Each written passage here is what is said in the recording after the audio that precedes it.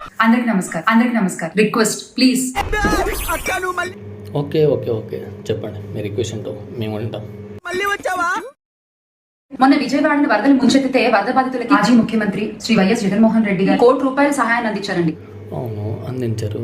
ఇప్పుడు ఏమైందండి? నెక్స్ట్ ఏం చెప్తాం అనుకుంటాం, చెప్పండి. ఢిల్లీకి కూడా ఎప్పుడు బిచ్చం వేయని తండ్రి కొడుకులు చంద్రబాబు నాయుడు గారు, లోకేష్ గారు మధ్యలో నా టాపిక్ ఎందుకురా? ఆయన ఇచ్చాడు ఓకే, బట్ వీళ్ళని అనడం ఎందుకు? అంటే మీరు ఏం చెప్దాం అనుకుంటున్నారు? ఆయన ఎంత మందికి సహాయపడ్డారు? మీరు చెప్పే అబద్ధాలను నిజాలు అయిపోతాయా సార్?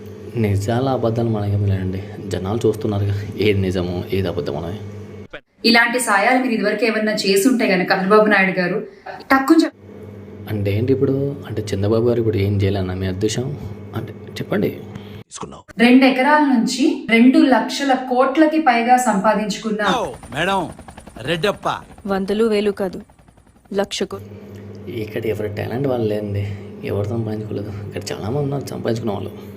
గౌరవనీయులు చంద్రబాబు నాయుడు గారు మూర్తి గారా ఆస్తి విధ్వంసాలు, దాడులు చేశారు. మనం మాట్లాడేటప్పుడు ఏం మాట్లాడుతున్నామో అర్థమవుతుందో లేదో తెలుసుకుని మాట్లాడాలి మనం ఏంది అనేది. అలియాస్ చామలక్కయ్య పాపం ఏదో కొత్తగా అధికార ప్రతినిధి పదవి ఇచ్చారు కదా. ఇప్పుడు మీరేమంటారు మేడం, మాట్లాడాలా వద్దా? మీరే చెప్పండి. వైఎస్ జగన్మోహన్ రెడ్డి గారు సాయాన్ని అందజేశారు. ఒక్కొక్క కుటుంబానికి ₹5,00,000 చొప్పున జగన్మోహన్ రెడ్డి గారు ఇవ్వడం జరిగింది. గుడ్, మంచిదే కదా, ఇవ్వడం తప్పే ఉందండి. ఆపదను ఆదుకోవడం మంచిదే కదండి. ఎంత మంది యువకులకి ఉద్యోగాలకు వెళ్ళడానికి దారి చూపించారు. ఇలా చెప్పుకుంటూ పోతే చాలా ఉన్నాయి. ఇప్పుడు ఇవ్వలేదని ఎవరన్నా అండి? ఇప్పుడు ఇవ్వలే అన్నారా? మీరే చెప్పండి. ఈ రోజుకి కూడా వరద బాధితులకి అవసరమైన నిత్యావసర వస్తువులు, వాటర్ బాటిళ్లు పంపిణీ చేస్తూనే ఉన్నారు. ఇక్కడ ప్రజలు కూడా ఇస్తున్నారు మేడం, అందరూ ఇస్తున్నారు. ఎవరు తోచిన సాయం వాళ్ళు చేయాల్సిందే కదా, తప్పదు. ఎంతో మంది పేద విద్యార్థులకు ₹1 ఫీజు కూడా తీసుకోకుండా చదువుని చెప్పిస్తున్నారు. ఒప్పుకోవాలి మనం స్టడీల ప్రకారం మాత్రం చాలా బాగా చేశారు, ఇది మాత్రం ఒప్పుకోవాల్సిందే మనం. ఒక్కొక్కరికి ₹1,00,000 చొప్పున సాయాన్ని అందజేశారు. కనపడలేదా అండి మీకు సాయం?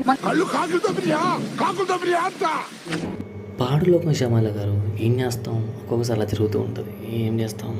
జగన్ గారు చేసిన సాయం వల్ల ఎన్నో కుటుంబాలు బాగుపడ్డాయి. ఎంతో మంది విద్యార్థులు ఈ రోజున ఉన్నత స్థానాల్లో ఉన్నారు. ఓకే మేడం, జాబులు ఇచ్చారు, ఉద్యోగాలు కల్పించారు, అన్నిటికీ రక్షణ కల్పించారు కాబట్టి ఒప్పుకుంటున్నాం మేము కూడా.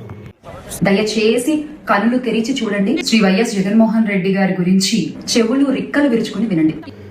అందరు చోళ్ళతో వినేది అంతే కదండి ఫ్రెండ్స్, అవునా కదా? కామెంట్ చేయండి.